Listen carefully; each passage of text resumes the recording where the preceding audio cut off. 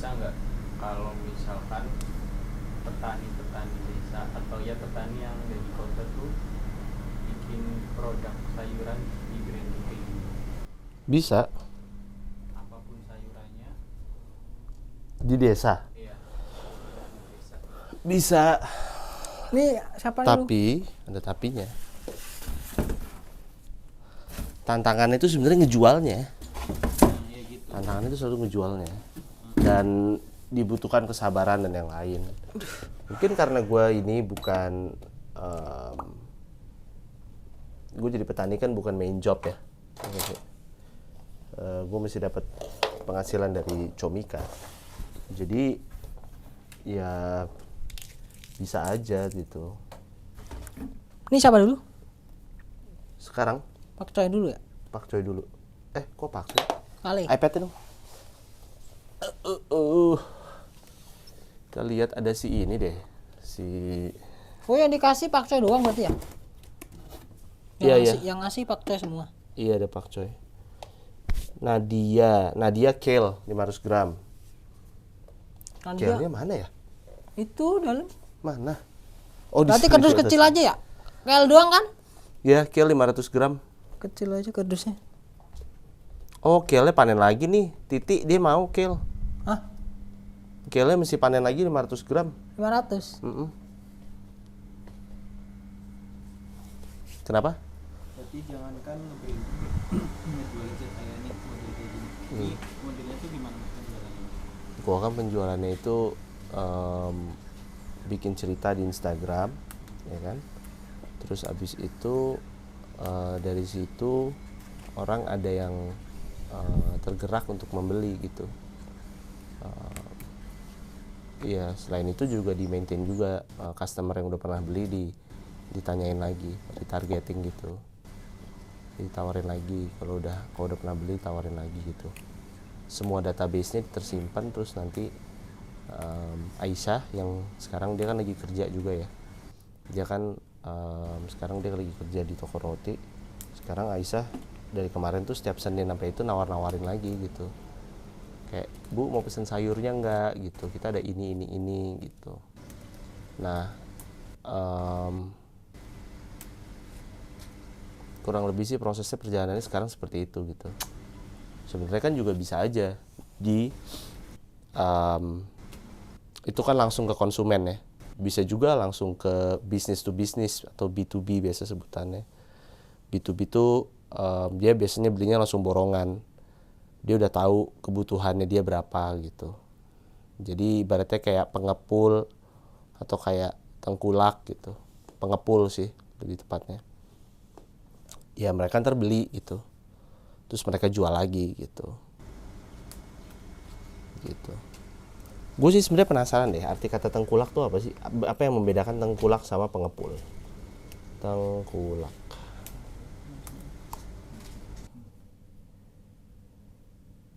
Pedagang perantara yang membeli hasil bumi. Pedagang perantara, ya middleman ya nggak sih? Agent gitu kan, yang membeli hasil bumi dan sebagiannya dari petani atau pemilik pertama tuh. Tengkulak. Terus tadi apa sih sebenarnya? Pengepul.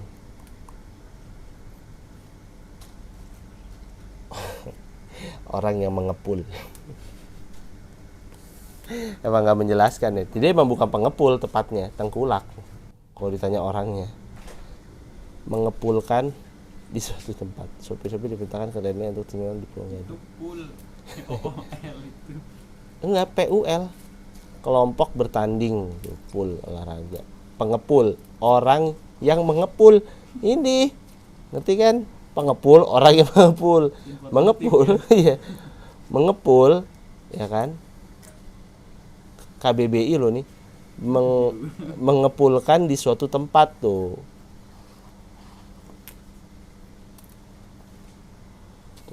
Jadi ya tengkulak sendiri itu bukan suatu hal yang negatif ya, enggak sih. Aku tuh tadi sempat berpikir tengkulak tuh negatif, ternyata enggak pas lihat di KBBI. Emang orangnya aja. Nah ini orangnya ada yang sadis dalam negosiasi, ada yang berbaik hati gitu. Kelar gitu ya. Iya, maklar kan agent, kan bahasa Belanda emang maklar. Nih. Harganya dinaikin tinggi itu apa namanya ya sih? Di markup gitu. Iya, hukum ekonomi nggak sih? Menurut lo hukum ekonomi kan? Lo memindahkan dari barang dari satu sini ke sini, ya kan? Itu kan hukum ekonomi kan? Benar. Ya Cuma kan? kadang ada yang berlebihan. Nah, memang, ya kan?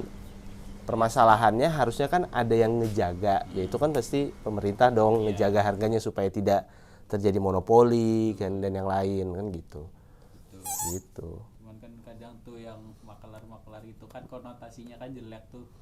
Iya. Yang nge-markup-nya tuh lebih jauh. Ya ibaratnya gini aja, kan gue sempat cerita tentang yang supir Bluebird, gue lupa namanya bapak siapa ya. Supir Bluebird itu yang sebelumnya dia petani nanas madu di Pemalang.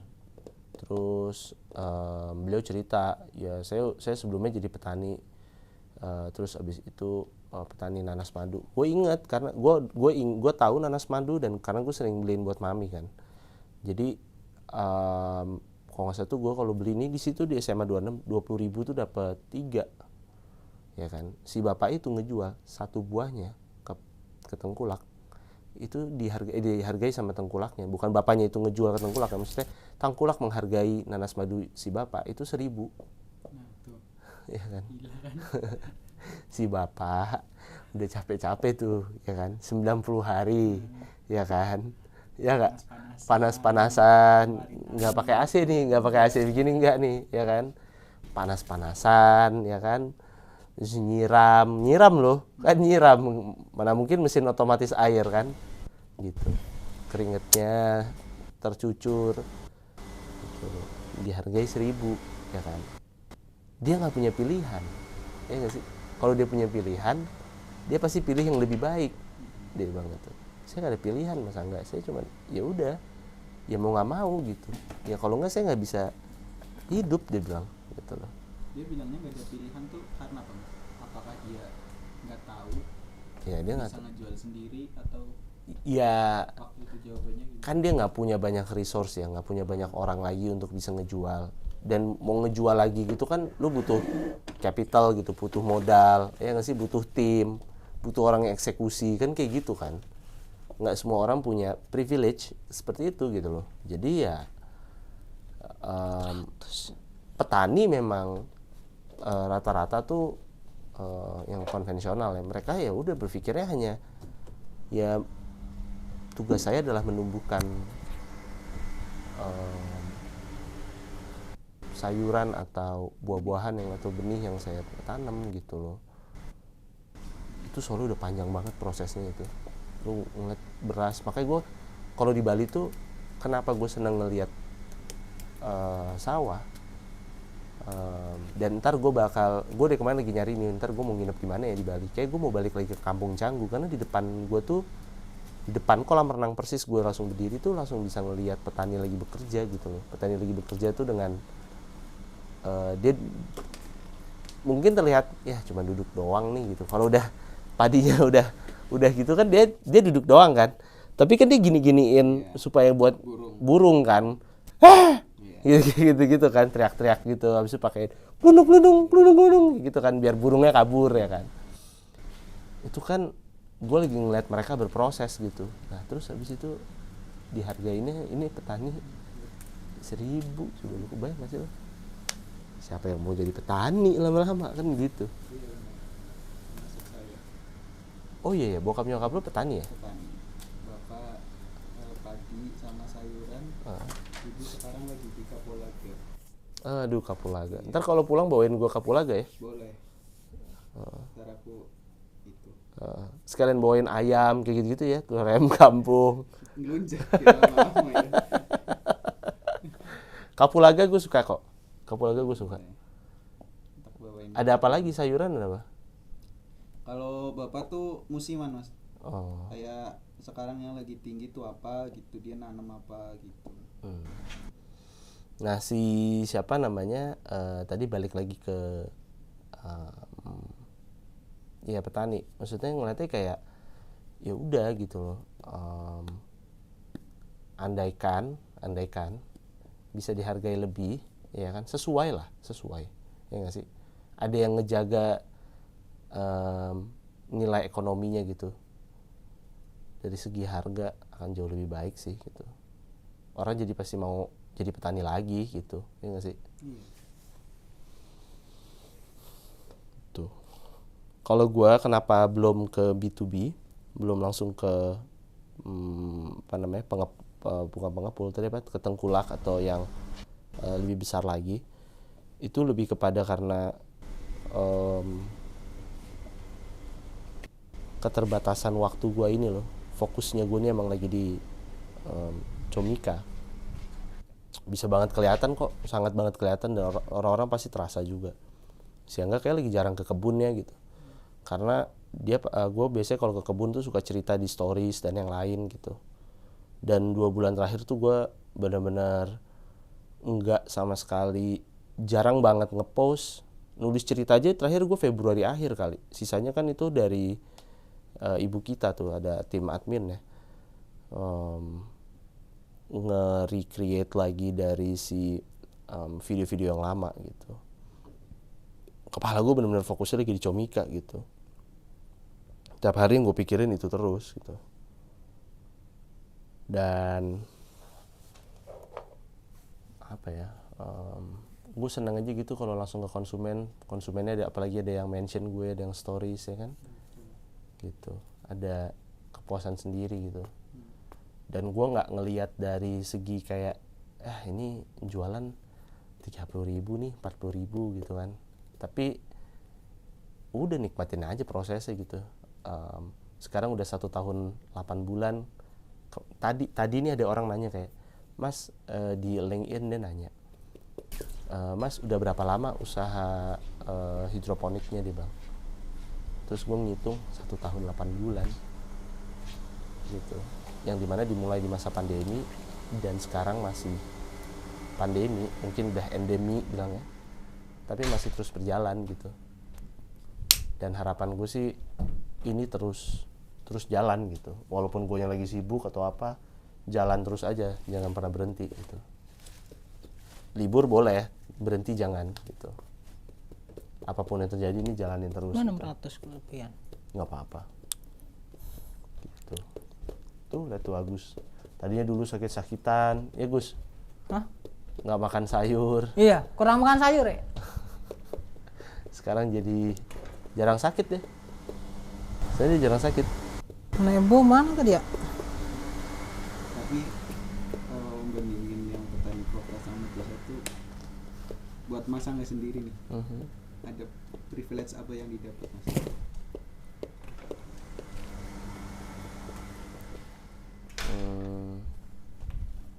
Tapi banyak loh yang petani di desa pun juga yang mereka udah menggunakan sistem hidroponik dan yang lainnya, menurut gue. Jadi nggak kota-kota banget juga gitu. Dan menurut gue sih privilege-nya apa? Secara geografis deh, bukan hidroponik atau konvensionalnya. Ada nggak?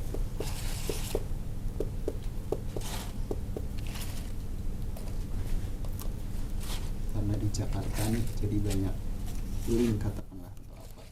Ya itu satu, link iya. Dan juga ini ya,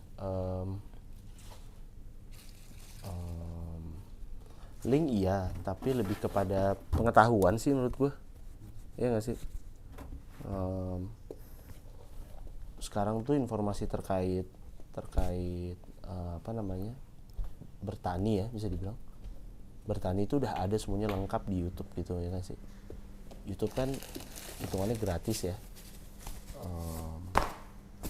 tapi YouTube kan gratis, tapi ya kita tetap butuh modal untuk cellphone dan internet ya. Dan gue hampir ngeliat makin banyak orang emang starter kitnya tuh udah bisa pada YouTube, ya nggak sih? Tukang Gojek dan yang lainnya udah pada bisa nge-YouTube, ya nggak sih? Gitu. Dan sebenarnya semua pusat informasinya itu udah ada, tapi pertanyaannya mau ngegali apa enggak gitu. Dan banyak juga yang petani yang di kota tuh udah mereka nggak menggunakan perasaan lagi gitu. Maksudnya kayak biasanya kan ini kenapa nih kena hama ya gitu deh gitu ya kan, jawabannya tuh jawaban yang kurang begitu logis ya. Tapi sekarang ini jadi bisa logis gitu.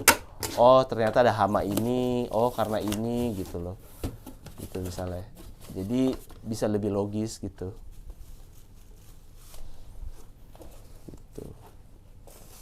Jadi kesimpulannya sebenarnya entah mau di desa atau mau di kota sebenarnya nggak jauh beda gitu. Nggak jauh beda, sama aja. Nggak terlalu jauh beda. Semua pasti ada plus minusnya juga gitu. Banyak kan sebenarnya habitnya juga orang masih belum terbiasa juga beli sayur lewat Instagram, ya nggak sih? Kebiasaannya ya udah gue beli sayur ya di mana namanya supermarket kalau orang kota, ya nggak sih? Atau di pasar kan gitu. Nah ini gue ngasih pengalaman yang beda gitu. Lu beli langsung di petaninya kan gitu. Jadi langsung tangan pertama, ya nggak sih? Gitu. Kelebihannya di situ. Nah itu yang gue ceritain terus. Jadi kayak lu punya kebun gitu, kayak lu punya kebun private gitu. Nah, kami ini yang ngejaga, jadi lu bisa pesen langsung gitu. Di tengah kota. Gue pengen ntar tuanya begini aja nih. Okay, get ready to plant here. So make a face on the other side. Rambutnya udah putih nih, lihat deh. Tuh. I always start in the back. Sama Agus ya Gus ya. Begini aja kita petani aja terus ya Gus terakhir ya. Guys are just ready to go in. Tuh. I love the Oasis cubes, so they just plop right into the channels. Rock wools are really good growing medium, but for me, I had a hard Mana sih? Gue pengen ngasih lihat si ibunya. channel Nih. today. It gets sunny in here, so I've got sunglasses on. So it took me about 15 to 20 minutes to do each trade, so I know how much time I need to spend doing each task. And you can plan out your day. So Tuh, like I said, I banyak got banget two deh. done, I got two more to go. So I'm starting my second set of trays. This is Rosie, which is the red Carlton, another Asian green. This one's been in the nursery channels a few days longer, and I wanted to show you guys the roots on here. See how they're starting to come through there? I just wanted to... And so really doing a job on these tomatoes. They're really growing like crazy. Tomat. I'm gonna have to get Doug in here to do his job of getting the suckers off for me and getting these pinned up. So I got the tomatoes all clipped up and new clips holding up the plants, cut off the suckers and remove some of the bottom leaves. So they're really starting to go now too. I'll have to start remembering to pollinate them. So I have to get that on the schedule. Well, I thought I'd help Katie